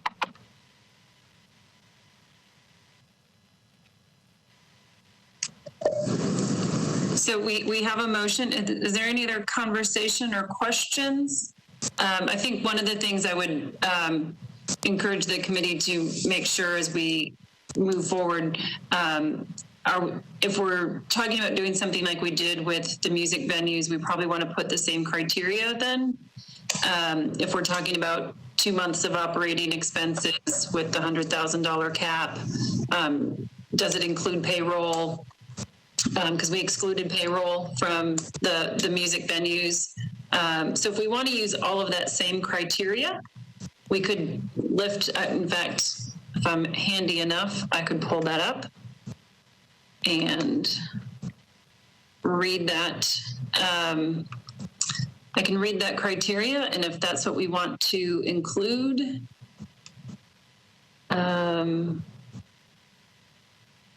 it was independently, well, we changed that. It wasn't about the ownership. It was based in Davidson County.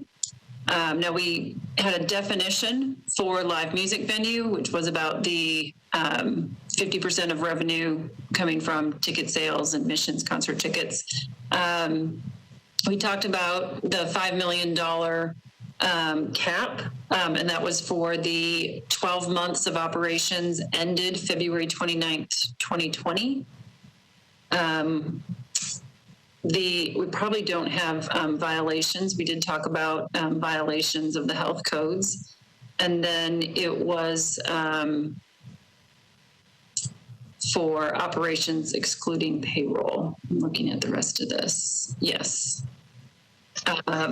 Emergency support grants, maximum 2 months of current operating expenses, including payroll, not to exceed a grant of $100,000 per recipient. And that looks like that covers it. This is Councilwoman Sepulveda. Can I just ask Caroline what about payroll, because it might be a little bit different for an arts organization. Sometimes the arts organization, that one person that's doing all the work is on salary, and so I wanted to ask how that would affect any program. Yeah, I would say that would be a large part of their operating expenses would be payroll and or paying contract artists or, people. So excluding that might be difficult. Certainly they have other expenses and we could look into that, but a large part of what we're supporting is people to, in our grants and, just operating support. You don't get that from a lot of other donors or, private fundraising. So it's important. Can you just identify who answered the question? Oh, sorry. That was me, Caroline Vincent, Metro Arts. This is Councilwoman Sepulveda. With that being stated, since a lot of this money is going to commissions and artists and whatnot, I would suggest to the committee that we exclude salary from that. Or that we not exclude salary, the way excluding it from the other resolutions exclusion. This is good. Councilwoman Gamble, I agree and concur with Councilwoman Sepulveda that in this instance, the payroll should be included in operating. So maybe we identify it as for operating, and that's all, so that there is the flexibility to support the staff of the arts organizations that run these programs.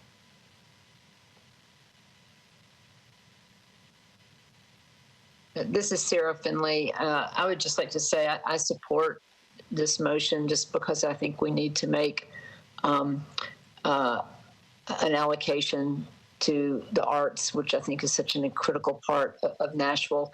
I do agree about the payroll expenses simply because these are nonprofit organizations. They're not a matter of someone taking home any of this money. It's a matter of investing it in the nonprofit itself.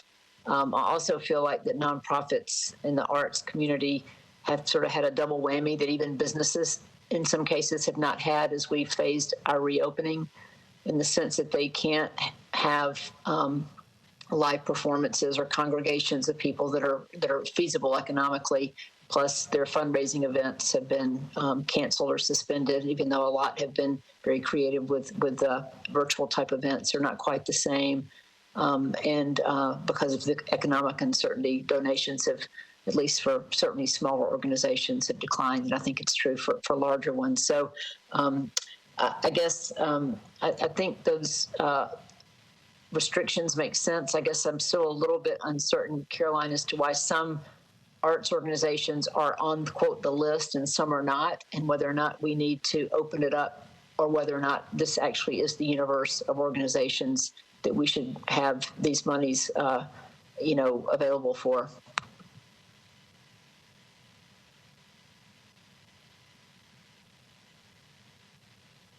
Was that a question for me? Sorry, I wasn't sure if it was a statement or question. Sorry, it wasn't a very articulate question. Okay. But there was a question buried in there. Okay. The question is, you talked about the list of organizations that you have provided grants for, but there seems to be some universe of other arts organizations that have not been on that list. Do we need to do something to expand beyond the group that you have historically provided grants for? Or do you feel like you have encompassed what would be considered the arts community in Nashville? Sure. So this is Caroline Vincent, Metro Arts. I think it's pretty comprehensive. Certainly, if we open up a new application, it would be open. So we would open that up, whatever criteria that you set forth. I mean, we are, chartered to grant funds to nonprofit organizations. So they do have to be a 501c3, unless the funding is set aside for a different procurement process. So certainly at Metro Arts, we have different ways of funding artists and organizations that are not nonprofits. But if we're talking about grants, I feel like it's pretty comprehensive. I mean, we do a lot of outreach. I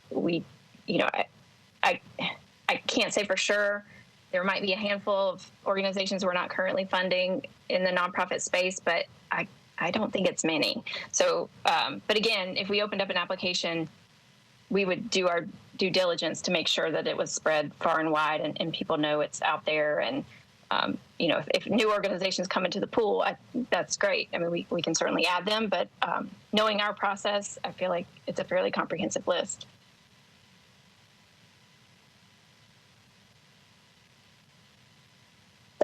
Okay, so I just wanted to recap what we have, that it is $2 million to nonprofit art organizations. It is maximum 2 months of current operating expenses. And I guess I'm emphasizing the current because that's what was in the other resolution for the live music venues, because we do know that some are scaled back. So if they looked at operating expenses from October of last year, they will be higher than probably operating expenses October of this year. So I just want to make sure that that's the intention of the committee when we say current operating expenses. But in this case, it will include payroll. We said, they are nonprofits. Question for the committee, the previous set of criteria was limited to $5 million or less in annual revenues for the 12 months period ended just prior to the pandemic. We used the February 29th date. Is that the intention on this also? This is Councilwoman Sepulveda. Do we know what does the revenue for those larger organizations look like? Do we know? This is Caroline Vincent, Metro Arts.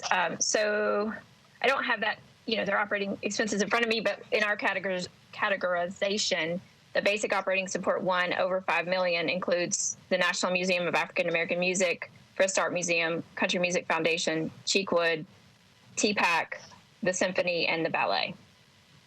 Then this is Councilwoman Sepulveda. With that being said, it would be my inclination to suggest that we remove that cap.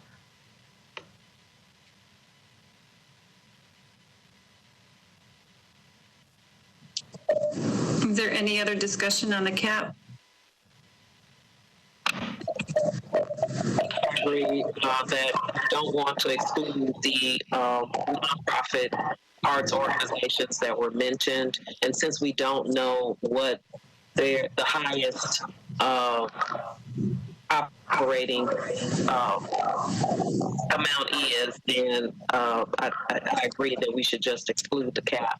Okay, so we exclude the cap. We have the $100,000 cap for the 2 months of operating.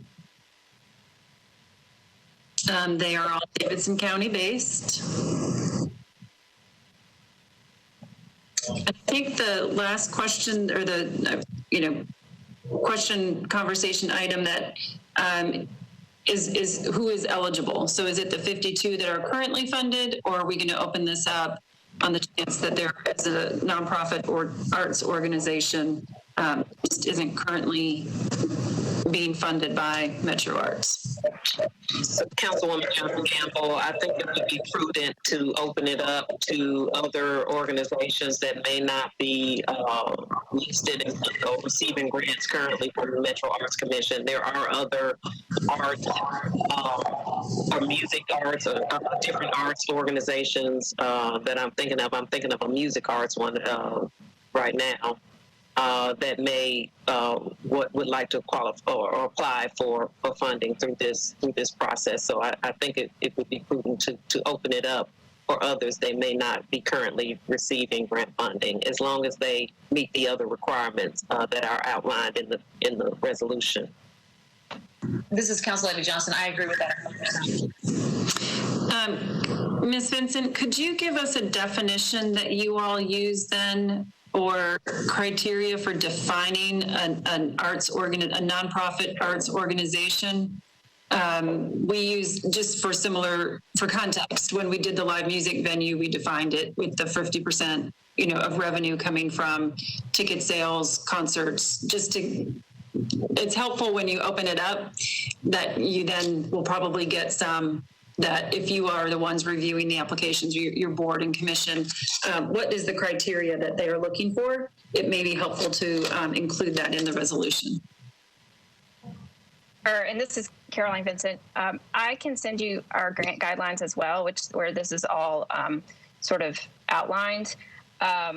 What it says now is to receive a grant from Metro Arts, the applicant must produce, present, or directly support artistic programs, projects, or works, be chartered in the state of Tennessee, and tax exempt under 501c3, have their IRS determination letter with an effective date of exemption. Because we ask that they have been in operation for at least 3 years. So that, date is currently January 1st, 2018. Have a business address in Davidson County, have non-discrimination employment and personnel practices, and maintain a matters, and that's how we pull their financial data. We don't fund organizations who focus on, technical assistance or advocacy. We don't fund Friends Up organizations or other, support to government agencies. And we don't fund capital improvements or, property, that kind of thing. So those are our current ones. And I did get a note to mention there's no administrative fee for this funding, so it would all go out into the community. Great, thank you. That's another important point. So would the committee be open then to the wording in the resolution refer to that it is eligible to all nonprofit arts organizations that meet the criteria of the Metro Arts Commission? This is Councilwoman Spool, but I'm hesitant to, with the 3-year mark, I don't want to exclude some organizations. I don't know if we could bring that down quite a bit, maybe to doing the same as we did for our business relief, being in operation for at least a year. Okay, so we could probably, again, refer to the Metro Arts Commission criteria with the exception of reducing the years in operation from 3 years down to 1 year. Any other thoughts on that requirement? Yeah, Mary Jo, this is Sarah Finley. I would just say 1 year kind of pre-COVID, I guess, by the time this goes into effect. I think something that really wasn't in existence for a full year before COVID struck is probably not the target that we're trying to achieve. I think for that, we've usually then said 12 months of operation by February 29th of 2020. I think that makes sense to make sure that these are viable organizations.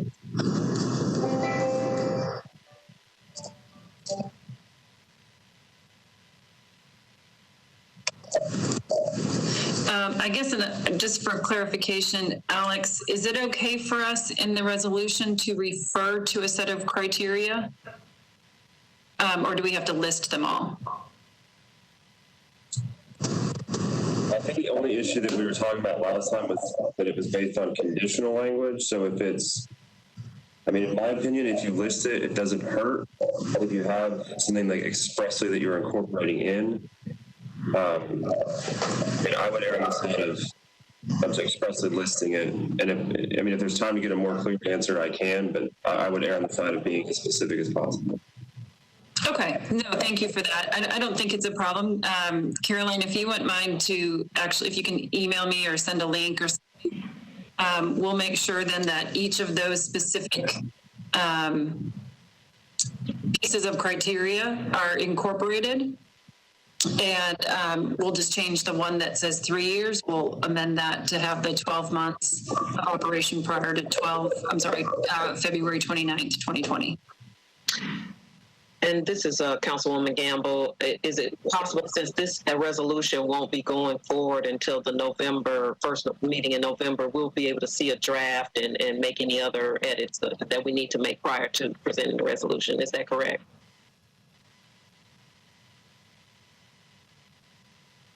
This is Caroline Vincent. Were you asking me? I think Yes, we can definitely get that to you, and we'll just have to figure out, when does the money have to be expended and out the door, and make sure all of our timelines can line up with that. But certainly we can provide the application and criteria back to you. Yeah, and I apologize. We will have all of these. I was on mute. We'll have all of the resolutions for you to review prior to the next meeting, and that we'll still work on the time frame because we'll get those onto the November 5th.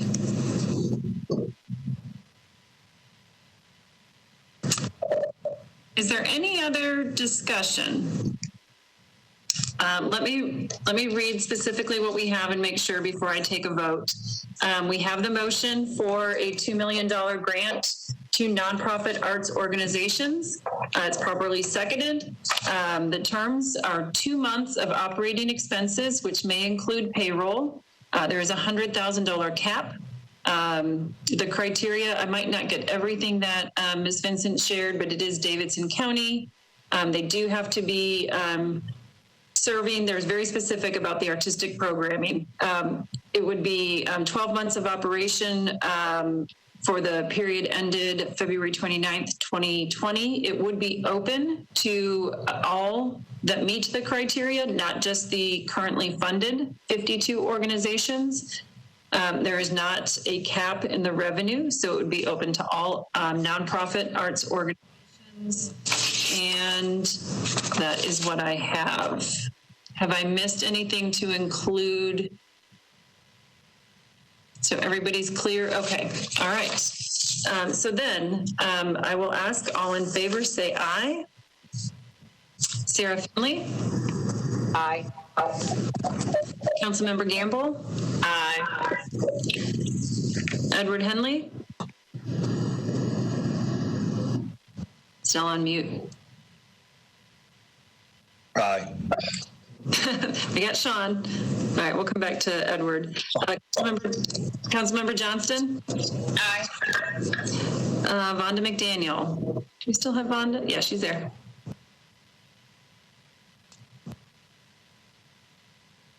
She may have stepped away. Edward, I wanted to just jump in and say aye. Sorry, I was muted and didn't want to cut anybody else off, so I was waiting for a break. Perfect, thank you. That was Edward Henley's aye. Junad Odebeko? Aye. Okay, so I have Junad. This is Councilwoman Sepulveda. I'm sorry, I did forget you. I can't even. Okay. Councilmember Sepulveda? Aye. Great. Okay. So that, I was like, why do I only have 6? Thank you. That is 7 in favor, 0 against for that $2 million in art funding. So we will get back to you all the resolution or the copy draft resolutions of all of the motions that have been brought forward and approved today. And one administrative item before we end. Would you all be available to move next Thursday's meeting to Wednesday? So it would be Wednesday, October 21st. We could keep the same time frame of noon. Edward Henley speaking. I'd be unavailable. Apologies. Okay. If we moved it to the morning on Wednesday, does...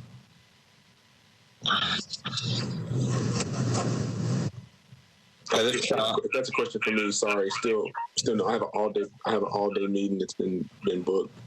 Okay. This is Sean Henry. I would be much more available in the morning than at the same time. Just to cut off about 12:30. Okay. If I just went ahead and said 10 a.m. on Wednesday, October 21st. Edward, I'm sorry that we create a conflict in your schedule. It's there with no worries there, and I'm sure I'll be able to connect with one of my fellow committee members, yourself or Ashley, to get updates. Fantastic.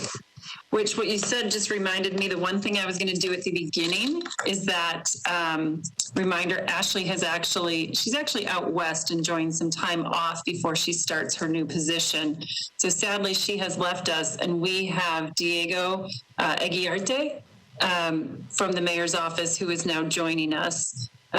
He's going to fill in Ashley's shoes. So he's on the call today. We're getting him all up to speed. He's got all sorts of resolutions to review on his first day, but not first day in the mayor's office, first day with our committee. Okay, so I will move that to Wednesday, October 21st at 10 a.m. And we will be at a minimum reviewing resolutions and just reviewing our framework as we do each meeting to make sure, as you all have mentioned, there are some other items that we haven't taken to discussion yet. And we'll have updates from all of our small business folks as well as United Way. Any other questions, comments? At 2:08, we are adjourned. Thank you all for your time. Take care. Thank you so much. Yes. Bye.